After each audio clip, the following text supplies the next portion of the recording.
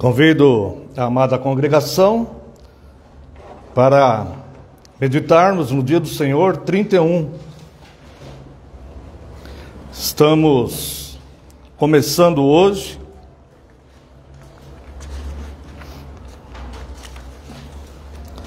a analisarmos a questão da disciplina eclesiástica e da palavra. E logo em seguida, a partir do dia do Senhor 32, vamos estudar a nossa gratidão. Lembrando que nos últimos domingos, pela graça de Deus, estudamos sobre os sacramentos, o santo batismo e a santa ceia do Senhor. E percebemos que no dia do Senhor 30, ao falar da santa ceia do Senhor, o catecismo já nos leva para a questão da disciplina na igreja. E no dia do Senhor 31, que é hoje, é abordado a questão da palavra e a disciplina eclesiástica. Convido os irmãos para a pergunta e resposta 83. O que são as chaves do reino dos céus? A pregação do Santo Evangelho e a disciplina eclesiástica. É por esses dois meios que o reino dos céus se abre para os que creem e se fecha para os incrédulos. Pergunta 84. Como se abre e se fecha o reino dos céus pela pregação do Evangelho? De acordo com o mandamento de Cristo, o reino dos céus se abre quando se proclama e se testifica publicamente a todo crente, individual ou coletivamente, que Deus de fato perdoou todos os seus pecados por causa dos méritos de Cristo, sempre que aceitam a promessa do Evangelho com fé verdadeira. O reino dos céus se fecha quando se proclama e se testifica a todos os incrédulos e hipócritas que, enquanto não se arrependerem, a ira de Deus e a condenação eterna permanece sobre eles. Segundo esse testemunho do Evangelho, Deus os julgará, tanto nesta vida quanto na vida por vir. Pergunta 85. Como se fecha e se abre o reino dos céus pela disciplina eclesiástica? De acordo com o mandamento de Cristo, aqueles que se chamam de cristãos, mas que se mostram não cristãos na doutrina ou na vida, devem ser, em primeiro lugar e de modo fraternal, admoestados mais de uma vez. Se não abandonarem seus erros, nem sua impiedade, devem ser denunciados à igreja, isto é, aos presbíteros. Se também não derem ouvidos às admoestações deles, serão proibidos de participar dos sacramentos e excluídos da congregação cristã pelos presbíteros e do reino de Cristo pelo próprio Deus. Serão novamente recebidos como membros de Cristo e da igreja quando prometerem e se demonstrarem verdadeiro arrependimento. Bem, irmãos, por que o domingo, dia 31, dia do Senhor 31, fala das chaves do céu com relação ao reino dos céus? Qual é o assunto que nós abordamos aqui? Quem tem a chave de uma porta tem o poder de abrir e fechar essa porta. Nesse ensino do Senhor Jesus, o Senhor Jesus falou várias vezes sobre a porta do reino dos céus. E esta porta se abre ou se fecha com as chaves do reino dos céus. Ou seja, o assunto deste dia do Senhor 31 é quem pode entrar no reino dos céus e quem é excluído deles. O objetivo, amados irmãos, da disciplina na igreja é a castidade, é a santificação e honrar o dono da igreja, que é Cristo.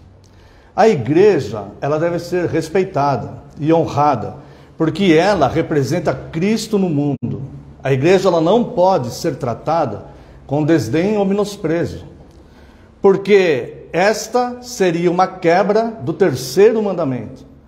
As pessoas que professam serem cristãs e tratam a igreja, que é o corpo de Cristo, e que representa Cristo na terra, que é a luz do mundo, que atravessou os séculos sem que as portas do inferno prevalecessem contra ela, porque é firmada e instituída na própria palavra de Cristo.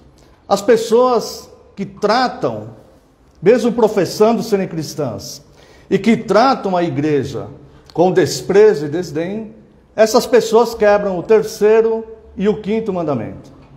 E a disciplina na igreja, ela faz parte de todo o conjunto doutrinário que o Senhor Jesus ensinou para os seus apóstolos e posteriori para nós também.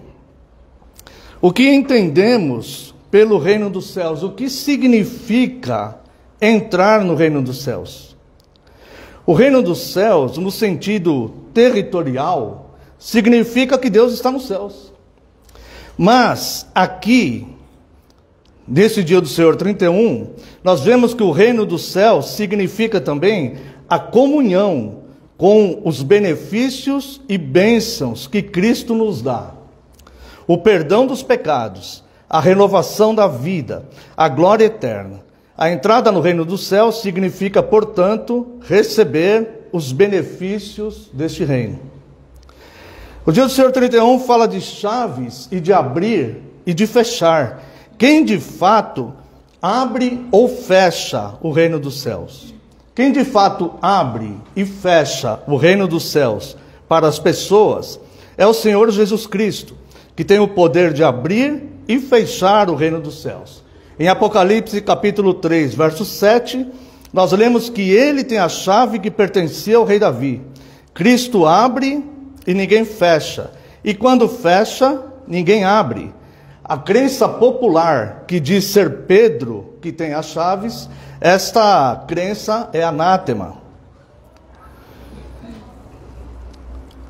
O verbo que nós vemos em Mateus 18 diz ligar, significa que fechar ou amarrar.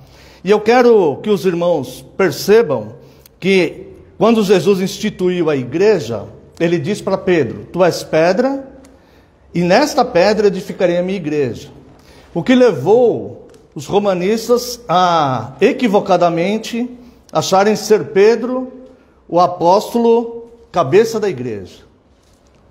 Mas na verdade eles desconsideram o Evangelho de Mateus, capítulo 18, a partir do verso 15, e eu convido a amada congregação para analisarmos.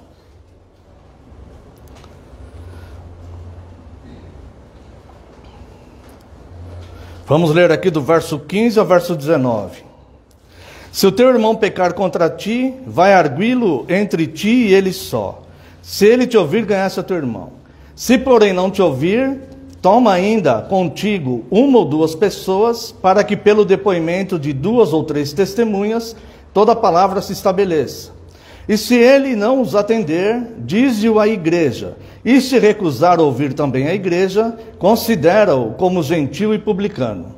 Agora perceba o verso 18, que Cristo fala aqui no plural.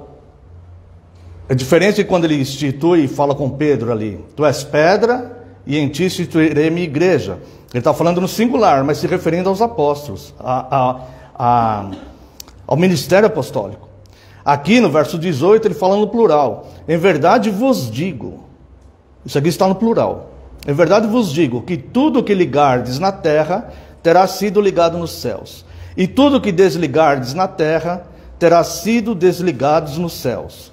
Em verdade também vos digo que se 2 dentre vós sobre a terra concordarem a respeito de qualquer coisa que porventura pedirem, ser-lhes-á concedida por meu Pai que está nos céus. Esse texto aqui está falando da disciplina na igreja. E o conselho da igreja, formado por ministros instituídos por Cristo para o governo humano de sua igreja, eles observam esta passagem aqui. Então, tudo que eles ligarem na terra terá sido ligado no céu.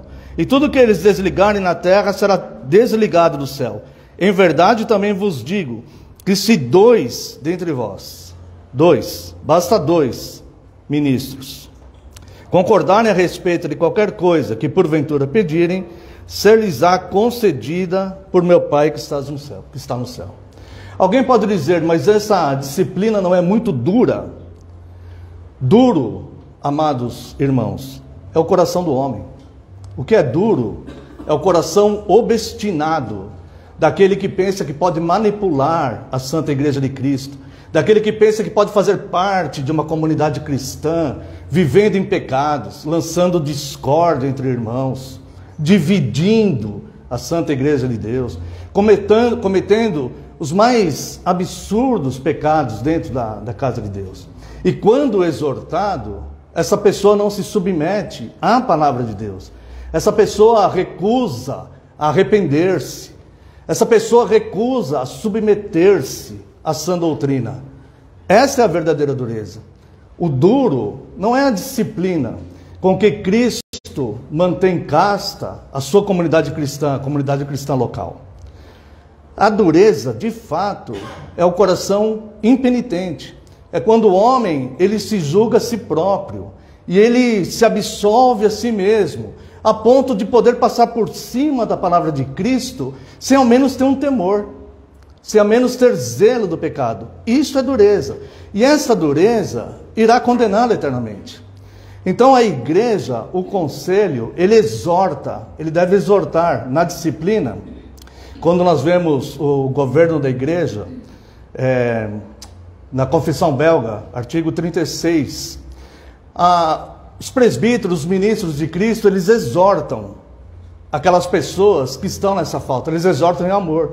Mas de forma alguma, eles podem permitir que este mal se perpetue dentro da comunidade, contaminando as ovelhas de Cristo que ali estão, contaminando famílias, crianças, que vão ter pela imitação um exemplo errado de coisas que não devem ser praticadas, de coisas que não são pertinentes à santidade.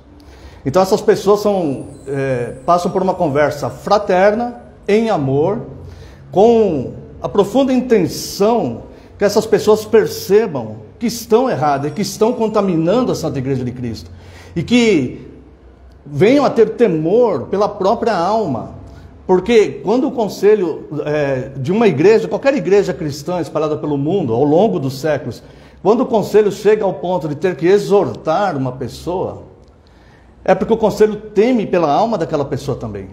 E não é uma punição, é uma tentativa de que aquela pessoa caia em si, entenda que está cometendo um mal em nome de Cristo, porque ela professa ser cristã.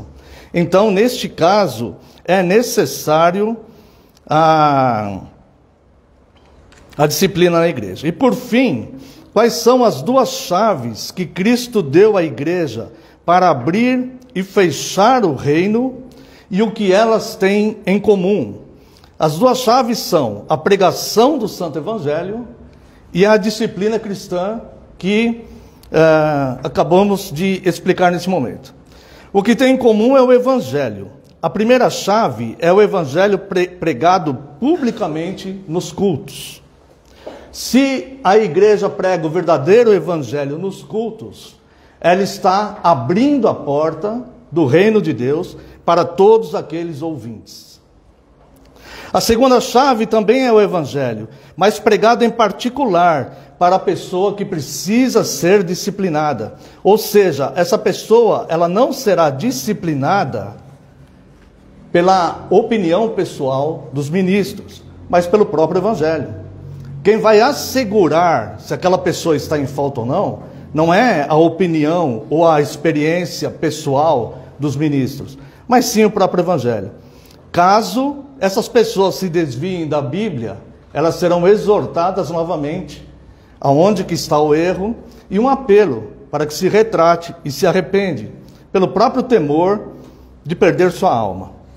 Infelizmente acontece muitas vezes que membros, quando são disciplinados, não cumprem suas promessas e não querem submeter-se à disciplina, não querem se arrepender dos seus pecados. São pessoas obstinadas, altivas. Mesmo assim, prometeram fazer isso na hora da profissão de fé. Trata-se de uma promessa feita perante Deus, um voto feito perante Deus, um voto feito em nome de Deus, que agora essa pessoa se recusa obstinadamente a cumprir. Como se Deus fosse uma pessoa que tanto faz se nós fizermos um voto com ele ou não. Então, a disciplina cristã tem a ver com os sacramentos? Sim, tem sim. Sacramentos são santos símbolos e selos da aliança de Deus. Essa aliança é a santa comunhão com o santo Deus. Uma pessoa que esteja em rebelião contra Cristo, ela não pode participar do sacramento. Por isso, membros disciplinados não podem ser admitidos aos sacramentos, como diz a resposta 85. Serão afastados da Santa Ceia. Isso pode resultar em que pais, quando forem disciplinados, não possam apresentar seus filhos ao batismo. Os dois sacramentos estão ligados. Quem estiver fora da Santa Ceia não tem direito ao batismo. Essa medida disciplinar tem a ver com um dos objetivos da disciplina cristã, que é manter a santidade da igreja, que é o povo santo de Deus. Então, aquelas pessoas de fora, ao verem uma comunidade cristã, devem ver pessoas puras, pessoas responsáveis, que sabem que são pecadoras, sabem que têm fraquezas e fragilidades e tendência ao pecado, mas sabem o nome de quem professam e sabem a responsabilidade que é ser membro de uma igreja. Uma igreja não é ficha de cassino, em que as pessoas vão jogando onde mais interessam, onde mais se distraem. Uma igreja é algo a ser respeitado e honrado, porque o dono da igreja, o cabeça da igreja, é o próprio Senhor Jesus Cristo. E isso para temor das nossas almas. Que Deus abençoe a porção dessa palavra.